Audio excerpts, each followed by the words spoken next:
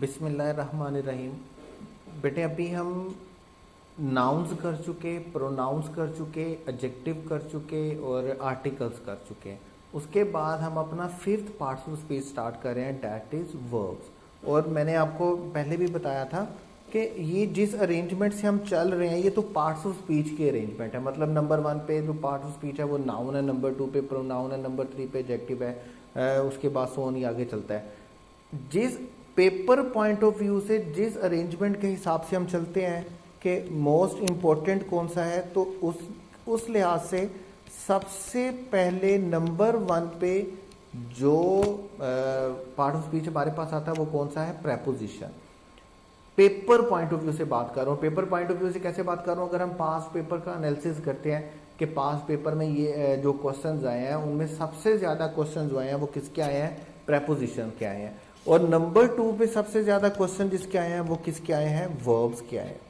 ठीक है, अब हम अपना सेकंड मोस्ट इंपॉर्टेंट जो पार्ट ऑफ स्पीच है वो स्टार्ट कर रहे हैं। तो वर्ब्स पे आपने कुछ ज्यादा एक्स्ट्रा कंसंट्रेशन के साथ काम करना है। बड़े अच्छे तरीके से इसके नोट्स आपने बनाने हैं। हर लेक्चर को, हर वर्कशीट को, हर क्वेश्चन को बड़े अच्छे तरीके से आपने समझना है। देखिए, 2 तरह का वर्ब होता है, याद रखिएगा, बल्कि 3 तरह का वर्ब होता है। 3 तरह का वर्ब कैसे होता है, एक वर्ब वो है जो आप लोग जो है यूएचएस के सिलेबस में देखते हैं कि यूएचएस के सिलेबस में हमें इस साल भी जो बताया गया 2019 में, अभी जो पिछला बैच गुजरा उसमें, कि आपको टेंसेस करने हैं, डायरेक्ट इनडायरेक्ट करने हैं, एक्टिवाइज पैसिवाइज करने हैं, और इसमें से आपको पेपर दिए जाएंगे। बड़ा क्लियर यूएचएस ने इसको मेंशन किया था। एक तो वर्ब वो है जो आपको यूएचएस के सिलेबस में से मिलता है कि जी वर्ब में से ये चीजें आनी है, डन हो गया। दूसरा वर्ब वो है जो कि डिफरेंट एकेडमीज अपने इंस्टीट्यूट्स में करवाती हैं या अपनी बुक्स में लिखती हैं, ये दूसरा एडवर्ब है। दोनों में क्या डिफरेंस है, दोनों में हेल्ड डिफरेंस है। हेल्ड डिफरेंस कैसे है, जो यूएचएस बताता है इंतहाई आसान सा सिलेबस यूएचएस हर दफा बताता है। इस दफा तो उसने बड़ा क्लियर बताया, पहले तो ये नहीं बताता था, इस दफा तो बड़ा क्लियर बताया कि वर्ब में से ये चीजें आएंगी। ठीक है, और तीसरा वो है जो एक्चुअल में एमडी कैट में आता है। ठीक है, जो एक्चुअल में एमडी कैट के पेपर में वर्ब्स आते हैं, जो वर्ब से रिलेटेड क्वेश्चंस आते हैं। अगर आप किसी भी एकेडमी, किसी भी टीचर के नोट्स उठा के देखेंगे तो आपको वर्ब जो है वो एक फिलॉसफी से कम नहीं लगेगा। आपको वर्ब जो है वो ऐसे ही लगेगा जैसे आप फिजिक्स में ब्लैक होल पे जाके रिसर्च कर रहे हो और वर्ब्स इतना मुश्किल है कि हो ही नहीं सकता, पॉसिबल ही नहीं है, ये रूल है, वो रूल है, ये बात है, वो बात है, ये बात है, वो बात है। चीज़ों को बढ़ा चढ़ा कर पेश किया जाता है। मैं शुरू से आपको एक बात बता रहा हूँ, एंट्री टेस्ट टीचिंग में टीचर के पास 2 ऑप्शन होती हैं। एंट्री टेस्ट टीचिंग में टीचर के पास 2 ऑप्शन क्या होती हैं कि बच्चे को प्रेपरेशन करवाए या बच्चे को इम्प्रेस करे। और ज़्यादातर टीचर जो कोशिश करते हैं वो किस चीज़ की करते हैं, बच्चों को इम्प्रेस करने की। इम्प्रेस करने की कोशिश में फजूल चीज़ें पढ़ाते हैं, बोंगियाँ मारते हैं, जिस चीज़ की ज़रूरत नहीं होती वो करवाई जाते हैं। बच्चा इम्प्रेस तो हो रहा होता है कि टीचर को बड़ा पता है यार, ये टीचर तो वो बातें बता रहा है, या इस किताब में तो वो बातें लिखी हैं जो किसी और किताब में लिखी नहीं है, ये टीचर तो वो बातें बता रहा है जो किसी और टीचर ने बताई नहीं है, इस टीचर को तो उस लॉजिक, उस फिलॉसफी का पता जो किसी और दुनिया में किसी बंदे को पता ही नहीं है। तो अभी क्या होता है, असल में आप इम्प्रेस हो रहे होते हैं, प्रेपरेशन नहीं कर रहे होते। खास तौर पे जो मेरे रिपीटर्स और इम्प्रूवर्स बेटियां बेटे हैं और जो डिफरेंट इदारों से, इंस्टीट्यूट से पढ़े हैं, वो इस बात से बड़े अच्छे से वाकिफ होंगे। चीज़ों को इतना कॉम्प्लिकेटेड करके, इतना परप्लेक्स्ड करके, इतना क्या उसको बोलेंगे, एक हौच पौच बनाकर पेश किया जाता है कि at the end of the day बच्चा प्रेपरेशन से ज़्यादा क्या हुआ होता है, प्रिपेयर्ड से ज़्यादा क्या हुआ होता है, कंफ्यूज्ड हुआ होता है। ऐसा नहीं है बेटे, एमडी कैट में वर्ब्स के जो क्वेश्चन आते हैं वो इंतहाई आसान होते हैं, बिलीव मी। इसलिए हमने क्या किया है, हम एक आउटलाइन डिसाइड कर रहे हैं वर्ब्स के लिए कि हमें वर्ब्स में कैसे कैसे चीज़ों को लेकर के चलना है और वर्ब्स में हम पढ़ने क्या क्या वाले हैं। देखिए, सबसे पहले कोई टीचर नहीं करवाता। आप बहुत सी बेटियां बेटे पढ़ रहे हैं यहाँ पे, मेरे लेक्चर सुन रहे होंगे, कोई एक इदारे ने, किसी एक टीचर ने भी अगर करवाया होगा तो वो ज़रूर मैसेज करे, और मैं सब इदारों के साथ शेयर करूँगा, सब बच्चों के साथ शेयर करूँगा कि बेटे देखें ये मैसेज आया इस बच्चे की तरफ, इनको ये करवाया गया था। नहीं करवाया जाता, करवाया अगर जाता भी है तो वो लास्ट में जाके कहीं पर ये बता दिया जाता है कि भाई असल बात ही है। हम असल बात पहले कर रहे हैं, मैं असल बात से स्टार्ट कर रहा हूँ। और असल बात क्या है? और असल बात क्या है? हम स्टार्ट कर रहे हैं वर्ब्स के क्वेश्चन से। वर्ब के क्वेश्चन से, जो क्वेश्चन किस में से हैं? एमडी कैट के पास्ट पेपर में से आए, एमडी कैट के पास्ट पेपर में आए हैं। आप इस लेक्चर के बाद, आपको एक वर्कशीट दी गई होगी, verbs past paper question verbs MDCAT. आपने वो अटेम्प्ट करनी है। 40 क्वेश्चन हैं जो एमडी कैट के पास पेपर्स में आ चुके हैं, आप उसको अटेम्प्ट करेंगे। और बिलीव मी, मुझे यकीन है कि बगैर कुछ पढ़े आप में से बहुत सारे स्टूडेंट्स होंगे जो उन 40 क्वेश्चंस में से 38, 37, 39 क्वेश्चन को क्या करेंगे? सही अटेम्प्ट करेंगे। हम देखिएगा, अभी आप खुद देख लीजिएगा कितने क्वेश्चन आप सही अटेम्प्ट कर पाते हैं। ये 40 क्वेश्चन जो है ये पास्ट पेपर्स के क्वेश्चन है जो एमडी कैट में आ चुके हैं। ये हम इसलिए कर रहे हैं, मैं आपको इसलिए करवा रहा हूँ बिल्कुल स्टार्ट में, बगैर कोई लेक्चर लिए, बगैर कोई प्रिपरेशन करवाए, इसलिए करवा रहा हूँ ताकि आपको एक्चुअल में एक पिक्चर बन जाए, आपको एक्चुअल में एक बात समझ में आ जाए कि वर्ब के क्वेश्चन पेपर में आते किस तरह है। तो नंबर 1 तो हमने ये करना है कि वर्ब के जो क्वेश्चन है पास्ट पेपर में जो आ चुके हैं एमडी कैट के, वो आपने अटेम्प्ट करने हैं। वो अटेम्प्ट करने के बाद डेफिनेटली हम उनको डिस्कस भी करेंगे कुछ, ताकि आपको पता चले कि पेपर में क्वेश्चन आए कैसे थे, उनका सही आंसर क्या था, और वट एवर कैसे उनको हमने ट्रीट करना है। नंबर 2 पे बेटे हमने क्या करना है? नंबर 2 पे हम करेंगे टेंसेस को। टेंसेस में हमें कोई लंबी चौड़ी चीज़ें नहीं चाहिए। आप पास्ट पेपर देखेंगे तो आपको पता चलेगा कि सबसे बड़ा जो प्रॉब्लम होता है वो ये है कि किस हेल्पिंग वर्ब के साथ कौन सी फॉर्म आनी है। हमें सिर्फ 2 चीज़ों को देखना है। हमें ये देखना है कि हमने कौन सा हेल्पिंग वर्ब यूज़ करना है किस फॉर्म ऑफ वर्ब के साथ, कि इज एम आर के साथ कौन सा फॉर्म ऑफ वर्ब यूज़ होता है, वाज वर्ब के साथ कौन सा यूज़ होता है, हैज़ के साथ कौन सा होता है, हैड बीन के साथ कौन सा होता है। हमें रैंडमली पता होना चाहिए विल शैल के साथ कौन सा होता है, विल हैव बीन के साथ कौन सा होता है। हमें चीज़ों की पहचान होनी चाहिए कि अगर सेंटेंस में ये फॉर्म दी हुई है तो उसके साथ ये हेल्पिंग वर्ब आना चाहिए, या ये हेल्पिंग वर्ब दिया हुआ है तो उसके साथ ये फॉर्म ऑफ वर्ब आना चाहिए। टेंसेस को हम इसलिए करेंगे। उसके बाद नंबर 3 पर हम करेंगे कंडीशनल सेंटेंसेस को।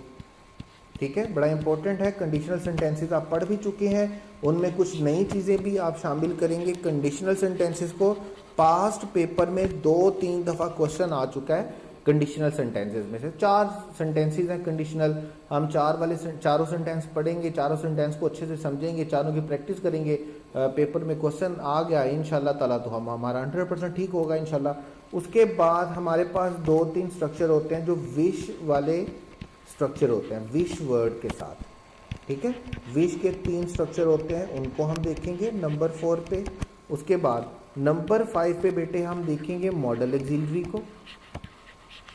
मॉडल एक्सिलरी हमारे पास कौन से वर्ड्स होते हैं?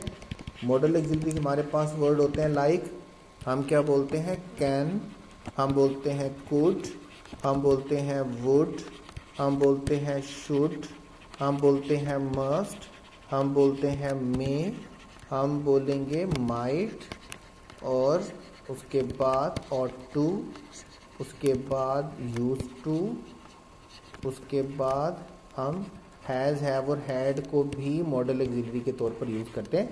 ये जब हम पढ़ेंगे तब इसको हम क्लियर करेंगे।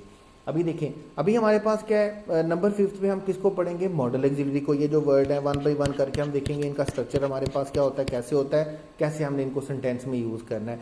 नंबर 6 में हमें देखना है बेयर इन्फिनेटिव को। नंबर 6 में हम किसको देखेंगे? बेयर इन्फिनेटिव को, कि बेयर इन्फिनेटिव कौन कौन से हैं और किन किन वर्ब्स के साथ हम बेयर इन्फिनेटिव किस फॉर्म में किस तरह यूज़ करते हैं। उसके बाद नंबर 7 में हम देखेंगे जेरेंट वर्सेस इन्फिनेटिव।